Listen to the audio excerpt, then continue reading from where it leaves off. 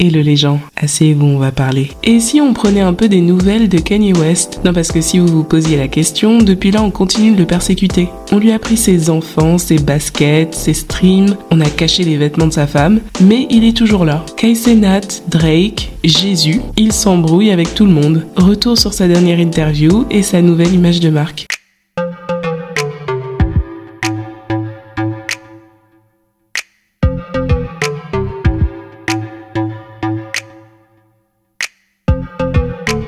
Ce qu'il faut comprendre, c'est que Kanye a souffert. Vous voyez les numéros 1 au Billboard et les listening parties à 200 € et vous croyez que tout est facile. En fait, depuis qu'il a décidé de faire le cow-boy avec la mauvaise communauté, on essaye activement de le sortir de l'industrie. D'après lui, il était déjà pas un chouchou de l'industrie depuis l'histoire de Taylor Swift et il a toujours dû faire ses chiffres sans l'aide de l'industrie et malgré les narratifs qu'on pouvait sortir sur lui. Il nous l'avait dit juste avant que Vulture ne sorte. Vous vous rappelez quand Nicki Minaj avait refusé de sortir New Body? Même si elle avait ses raisons, c'était pas la seule à ce moment-là à entre guillemets laisser tomber Kanye West. Drake, Travis Scott et d'autres n'étaient pas venus à sa listening party. Il dit que les gens qui ont accepté de collaborer avec lui ont reçu des menaces et des coups de pression. Mais la question c'est, que s'est-il passé concrètement avec son album? Comment il a été saboté? C'est un peu compliqué, mais en gros, lorsque les artistes diffusent leurs albums, ils utilisent notamment les plateformes de streaming, mais ils sont pas directement en contact avec elles. Il y a des sociétés intermédiaires qui sont des diffuseurs et qui s'occupent d'envoyer les chansons aux plateformes de streaming.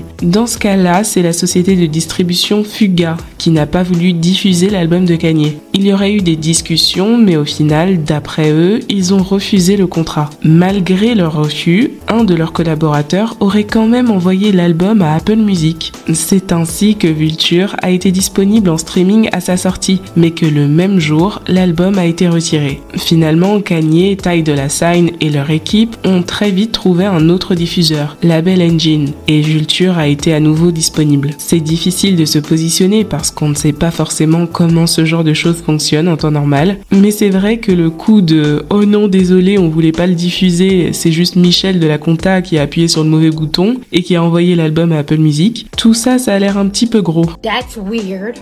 That's suspicious. En plus, Kanye ne fait pas du tout ce rapprochement, mais la coïncidence est trop grande pour ne pas la noter. Vous vous rappelez qui était dans la course pour la première place du Billboard cette semaine-là? Time for a surprise drop. Beyoncé était censée battre un record historique en entrant à la première place avec Texas Hold'em. Donc c'est suspect. Mais, de toute façon, sabotage ou pas sabotage, elle n'a eu la première place qu'en deuxième semaine. Mais malgré le fait que l'album a finalement été disponible et que les streams étaient là, ce n'est que tout récemment que ce succès s'est reflété sur le Hot 100 du Billboard. Pour Kanye, c'est clair qu'on essaye de saboter sa carrière depuis Taylor Swift. Et ne venez pas lui parler de sa santé mentale, combien de preuves il vous faut pour capter qu'on le persécute? Turn it down, turn that boy down. That boy that went on stage and said Beyonce had the best video, turn that down. All the Lights is like number 28. It's a runaway, you know, Niggas in Paris was not a #1 record. What do you think when people say that can't happen? It for sure can happen. And it does happen. And it did happen. When people drop this mental health shit, always like your family member that's seeing ghosts and y'all can't see it. What I love the most is y'all seeing multiple ghosts. Y'all seeing the ghost of, wow, they're selling his shoes against his will with his name on it. Y'all seeing the ghost of, wow, that man went independent and went #1. And then when the album came out, it's like they kept on taking it down if you didn't notice. Yeah. And it went back up. When Carnival's #1 on Spotify, #1 on Apple, #1 on everything, something else went #1 on Billboard. And it took a while for that, but now we #1 on everything. So. Yeah. C'est dingue de réaliser que Carnival est son premier numéro 1 depuis son featuring avec Katy Perry sur E.T. en 2011. Aujourd'hui, ce succès a d'autant plus d'importance pour lui, vu comment tous ses amis de l'industrie l'ont laissé tomber pendant son divorce et pendant ses problèmes avec Adidas. Maintenant, il y a une seule chose qu'il a envie de dire à tous ces gens. I want to say something about the #1. What's so good is the fuck you of it. And for everybody that's working at a normal ass job like fast food restaurant or somebody girlfriend that left them for some nigga with more money or whatever the fuck it is, all nigga want to do is just like pull up in that so they can pull up right in front of this bitch and be like, fuck you. Now I just pulled up on everybody from last year cancellation like Fuck all you niggas, fuck you, fuck your mom, fuck you, fuck you, fuck you. Vous croyez qu'il rigole? En fait, c'est pas la première fois qu'il dit ça. Il avait réagi à son numéro 1 au Billboard avec un post Instagram. Rich, Ty, Carti et les supporters qui nous ont soutenus. Ce numéro 1 est pour vous. C'est pour les gens qui ne se laissent pas manipuler par le système et j'emmerde Adidas et tous les gens qui travaillent là ou qui travaillent avec eux et tous ceux qui vont à l'école avec n'importe qui dont les parents travaillent à Adidas et j'emmerde tout le monde au Daily Mail et j'emmerde tout le monde dans la mode qui s'est rangé du côté de Gabi et Hailey Bieber. J'emmerde chacun d'entre vous et j'emmerde chaque chrétien qui m'a regardé me faire prendre mes enfants. C'est ce que je ressens. Et j'emmerde Drake pour avoir pris Durk juste après la sortie de Vulture et le rollout. Je reviendrai vers vous si je pense à d'autres fuck you. Drake a réagi vite fait sur Instagram avec le mème de 50 Cent. Il a juste pas compris comment il se retrouvait dans les fuck you des gens. Fuck T.I., fuck Nelly, fuck 50. I'm like, what do you say fuck me for? C'était un post iconique, merci pour ce moment. Mais je crois qu'une rapide traduction s'impose. Gabi, c'est Gabriella Carefa Johnson, une éditrice de Vogue qui avait publiquement critiqué Kanye après qu'il ait porté le t-shirt White Lives Matter. À l'époque, Hailey Bieber avait défendu son amie Gabriella. Drake, lui, son problème, c'est qu'il a repris sa tournée début février et qu'il a emmené Lil Durk avec lui. C'était pile à la sortie de Vulture et Kanye avait besoin de lui pour son rollout. Voilà, limite c'est en mode il veut se battre pour la garde exclusive de Lil Durk comme si c'était leur enfant. I've been working on an album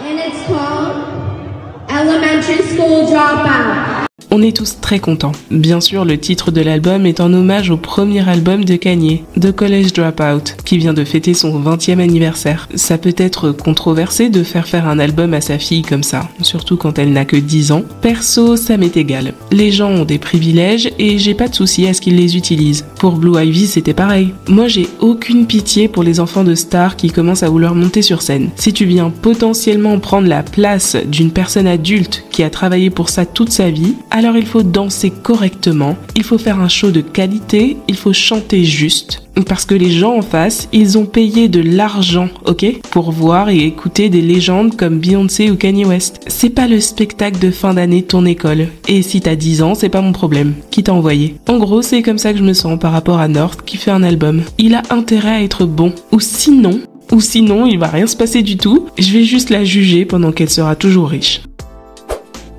Est-ce que Kanye a tenté de shader Cardi B dans son interview? Il y a un bif entre les deux ou quoi? Faut nous dire, hein. En fait, à un moment donné de l'interview, Kanye veut citer les paroles d'une ancienne chanson de Cardi B, Drip, en featuring avec Migos. De base, c'est positif. Il voulait dire qu'il aimait bien l'une des punchlines, mais il fait quelque chose d'assez inhabituel. Il attribue les paroles directement à l'auteur de la chanson. I remember when I worked with Party. What's the guy's name that used to date Meg Thee Stallion, a writer?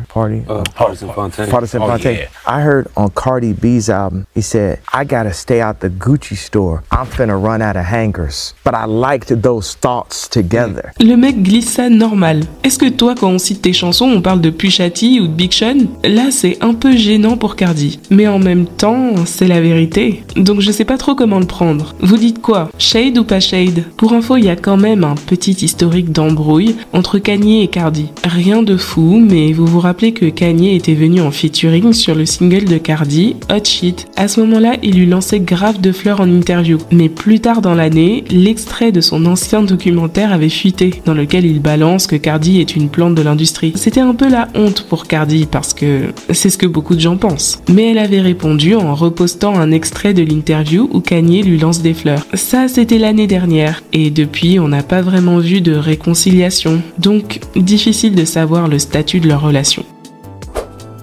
Bon, maintenant ça suffit les conneries. Kanye veut être reconnu pour sa contribution majeure au hip-hop et à la musique de manière générale. Stop playing with my fucking name. Stop playing with my name. I ain't gonna say it no more. Pour lui, c'est clair qu'il est à l'origine de plusieurs styles de rap, et j'ai l'impression que la plupart des gens seront d'accord avec lui, jusqu'à un certain point. Mais le problème, c'est qu'il continue de parler. And I invented every style of music of the past 20 years. I created the genre. I created weekend genre, Trav, Drake. I'm going to say, with all love, Future and Thug also, because the auto-tune album, 808s. If you think about it, no one think about it. Everybody think about Trav, Weekend, and Drake, but no one thinks about Future and Thug also. Donc là, clairement, The Weeknd, Drake, Travis Scott, les gens ont l'air plutôt d'accord. Le débat est plus sur la partie Future et Young Thug. Alors, est-ce que Kanye a inventé l'autotune ? Attendez, je crois que T-Pain vient d'entrer dans le chat. Difficile de parler d'autotune sans le citer. Surtout que Kanye considère que c'est son album 808, sorti fin 2008, qui a inspiré tout le monde. C'était l'époque de Heartless, Love Lockdown et compagnie. Dans les faits, T-Pain a sorti son album Three Rings aussi en 2008, mais genre quelques mois avant, avec des tubes comme I Can't Believe It ou Freeze. Donc peut-être qu'on peut considérer que Kanye s'est inspiré de T-Pain pour utiliser l'autotune, mais que c'est bien lui le premier rappeur à l'avoir fait. Est-ce que Kanye n'avait pas raison finalement ? Tous vos rappeurs sont ses enfants. Fun fact, Kanye a failli faire un plan à 3 avec Amber Rose et Nicki Minaj. Bon, forcément, c'est une histoire qui date. Ça remonte à l'époque de Monster. C'était totalement l'idée de Kanye. Il révèle dans son interview qu'il a tenté d'organiser le truc en demandant à une personne de l'entourage de Nicki de jouer les intermédiaires. Et c'est pas il est parti demander ça à Safaree. Safaree qui la suivait partout et avec qui elle était secrètement en couple depuis des années. You know what's so messed up? It's like, he didn't really know they was together. So he's down doing Dark Fantasy and he in the studio. I'm just thinking she with a bad bitch. I'm like, yo, Safaree, you think Nicki will let me and Amber hit like what she said? Ask your girl, can I get her number? Le cauchemar. Moi, ma question, c'est qu'est-ce que Safaree lui a répondu ? Mais déjà, c'est une anecdote véridique, parce que Safaree a lui-même confirmé que oui, c'est arrivé. Après tout ce temps, il le prend à la rigolade. Je veux pas faire ma rabat-joie, mais vous voyez, ça, c'est le genre de choses que les femmes dans l'industrie doivent supporter. On sait pas ce qui s'est passé, donc on va pas faire de conclusion. Mais je serais vraiment curieuse de connaître le fin mot de l'histoire, parce que dans certains cas, les faveurs sexuelles, c'est la condition pour que la collaboration se fasse. Lato avait parlé de ça lors du rollout de son album 777. Certains rappeurs qui ne savent pas rester professionnels quand ils featent avec des rappeuses et qui font des propositions lourdes et indécentes comme celle de Kanye. Drake, c'est pareil. Déjà, il collabore rarement avec des femmes et puis dites-moi c'était quand la dernière fois qu'il a featé avec une femme qu'il n'a jamais soulevée. Et sans compter Nicki parce que... Bref. Kanye a aussi plus ou moins répondu aux gens qui le critiquent à cause de ses choix artistiques, sachant qu'il chantait encore Jésus il y a pas si longtemps. Est-ce qu'il peut encore prétendre être un homme de Dieu après une telle pochette d'album ? Pochette que North a reproduite en dessin d'ailleurs. Et ça, c'est un dixième de toutes les perversions qu'il nous diffuse fièrement maintenant. Kanye explique son virage artistique par le fait que sa relation avec Dieu a elle-même changé. Autrement dit, Kanye est aussi en bif avec Jésus là maintenant. I have my issues with Jesus. There's a lot of stuff I went through that I prayed and I didn't see Jesus show up. So I had to put my experience in this world, my experience with my children, my experience with other people, my experience with my account, my experience with my brand, and my experience with the level of music that I was dealing with in my own hands. Il met aussi en garde contre la mentalité religieuse et les fausses postures qui encouragent seulement les gens à l'inaction. Prier c'est bien, mais agir c'est mieux. Lui, il a surmonté tous ses récents problèmes tout seul, sans l'aide de Dieu. Christians, we depend on Jesus so much that we won't put the word in ourselves. And the main thing that really that I don't rock with is like, I'm gonna pray for you. You can actually physically do something yourself too, more than just pray. We're so in this mentality that that's all that needs to happen, but we ain't praying our way out of prison. We ain't praying our way out of the abortion clinics. We ain't praying our way to get our land back that was always ours. You know how many threats we've been dealt with? And I didn't pray my way through them threats either. I had to get up and do it myself. I had so much to do, I ain't had time to pray. So that's where my issue is, and look where I'm at today.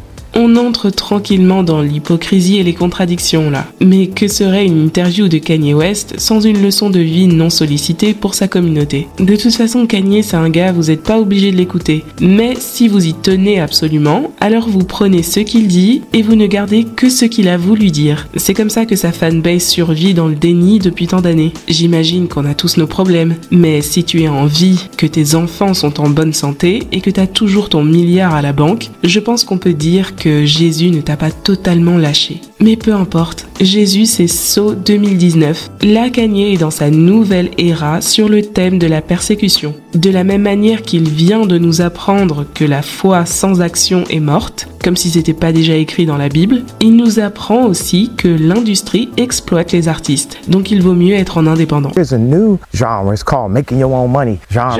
This music is called like take that middleman out because they ain't giving us money, they giving us acknowledgement. I don't want your acknowledgement.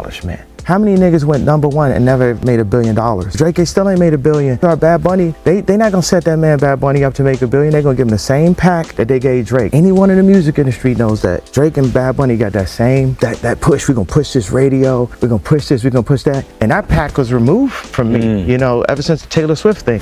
Il dénonce aussi le formatage de l'industrie. Comment les décideurs ont leurs outils pour garder telle ou telle star dans les rangs, et notamment les personnalités noires. Et en fait, à plusieurs reprises, il cite Dave Chappelle comme étant une des personnes que l'industrie appelle pour calmer Kanye quand il fait pas ce qu'on attend de lui. Ça m'a un peu surprise parce que Dave est assez respecté justement pour son intégrité. Mais Kanye insinue qu'il n'est pas si libre que ça. I was banished, I was exiled, I was canceled multiple times. I done had like my kids not show up to Sunday service right in front of everybody. Like I'm crying to see my daughter and all of the usual suspects, the handlers, Dave Chappelle, Meek Mills, Diddy, all these people aren't in position now for us as celebrities. They gotta call and put a leash on them. What we gonna do with Ye? Dave, give him a call. Diddy, give him a call. Tell him we ain't like the t-shirt. Tell him like right now the agenda is, this is the voting agenda for the celebrities, for the black. Make them do exactly what LeBron would do. Make them do exactly what Drake would do. And y'all know my stance on this.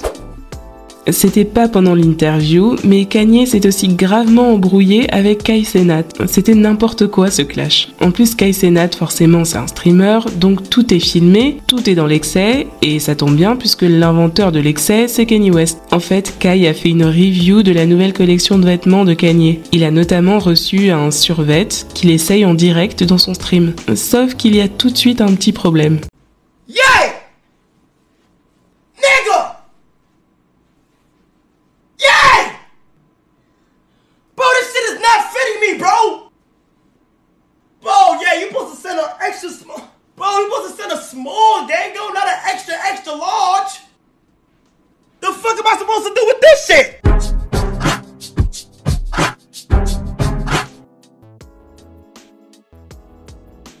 Kanye n'a pas du tout apprécié le feedback et il a envoyé un message à Kai. Ne fais pas de blagues sur mes vêtements alors que tu n'as rien dit sur ce que Adidas a fait, alors que les chansons de Vulture sont sorties et tu n'as pas joué mon couplet. Tu es contrôlé, ne joue pas avec moi. Oh my god!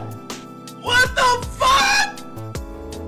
What the fuck did I do? What the fuck did I do, bro? Bon, Kai a eu une petite réaction émotionnelle, mais ensuite il a répondu à Kanye et il s'est pas démonté. Je te comprends frère, mais il y a pas de blagues qui ont été dites. Quand j'ai ouvert le paquet pour la première fois, j'ai instantanément dit des trucs positifs. Tout ce que j'ai fait c'est essayer les survêtements et ça ne m'allait pas. J'ai fait aucune blague, j'ai immédiatement demandé des nouveaux. Kanye répond, donc tu n'as rien dit de mal. Donc je me suis senti comme ça pour aucune raison. Oui, Kai répond oui, comme ça c'est clair. Écoutez, de base Kai voulait pas d'embrouille. Il a commencé à taper une réponse où il invite Kanye à venir dans son stream. Mais Kanye est plus rapide. Va te faire foutre, on t'a dit d'aller clasher mes trucs. Tu es un pion. Oh my god. Oh my god. Clairement, c'est pas la bonne era pour critiquer Kanye. Bon, c'est jamais la bonne, mais là particulièrement, si vous osez ne serait-ce que le regarder de travers ou lui couper la parole, vous faites partie de la conspiration, sachez-le. Kai répond quand même, reste poli pour les enfants, pas de gros mots. Le pantalon ne me va pas, yeah. Tu penses que quelqu'un m'a dit quelque chose? Je vais te prouver que non. J'emmerde Adidas. Je sais pas si la preuve a fonctionné parce que ensuite Kai Cenat a discuté avec le manager de Kanye, John Monopoly. De base, c'était pour tenter d'arriver à une réconciliation. Mais à la place, on s'est retrouvé dans une scène du parrain, regardez. Et peu importe ce que Kai Cenat dit dans cet extrait, ne prenez pas cet individu au sérieux, s'il vous plaît. Yeah, I can speak. I can talk. So, you know, I know that you guys are kind of bumping heads for a brief moment. I wanted to reach out and see if there's a way that we could find a peaceful resolution. Just get on the same page. Yeah, I'm basically just. Hold on, listen. I'm not finished. Because as a people, I believe we're What the bomb clap this man up? stronger together. That we're better when we're aligned. And when we're not aligned, that's when things can go left. And I want to keep things centered. And I appreciate you for taking the time and considering these words. All right, I understand that, right? But You said what? I understand that. I understand that. But you have to understand why the man a come so crazy to me in the first place. Me say the pants don't fit. The pants don't fit. What city are you from, sir? I'm from the Bronx. Oh, okay. I used to live in the Bronx on 241st and Carpenter. 241st, that's down the block from my block. So you should know we don't go for no bullshit. You said what? So you should know that we shouldn't go for no bullshit, no disrespect. Yeah, no, I understand. Nah, but yeah, you seem very polite. I respect you, first of all, for even calling my phone. It is better for us to be together, you know, than apart. Yeah, just let him know what I said, and if however you want to move forward, we can move forward with it. Where he at, though? We in LA, but I be in New York all the time. I could actually be in New York tomorrow if we need to link up. You trying to backdoor me? What does that mean? You trying like, why you want to link up so fast? Like, I thought we just building the... I don't move slow. Okay. I move mad slow, so we gonna have to get to know each other first, you heard? Okay, that's cool. I hit you back. Thank you, sir. Alright, bro.